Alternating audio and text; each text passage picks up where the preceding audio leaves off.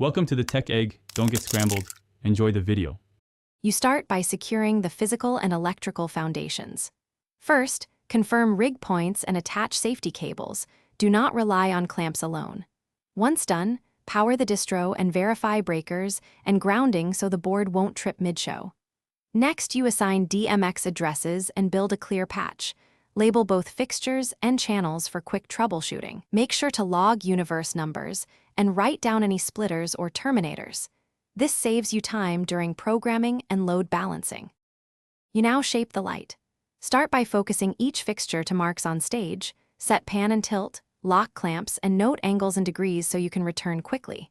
Then choose your color temperature or gel and tweak saturation. LED fixtures need white point balancing rather than physical gels. Once focused and colored, organize channels so intensity, focus, and color are separable. This allows you to program nuanced cues. Finally, run a visual sweep to confirm overlap and eliminate hot spots before building cues. You finish by turning your focus into cues. Program a cue stack with precise timing, crossfades, and intensity ramps, and save incremental backups. Label them clearly.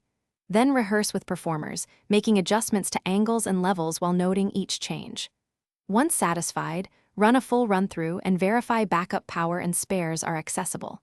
If something goes wrong, first check DMX continuity and power at the distro. Swapping a cable or fixture quickly isolates the fault and keeps the show moving. Thanks for watching. Consider subscribing if I helped unscramble your problems.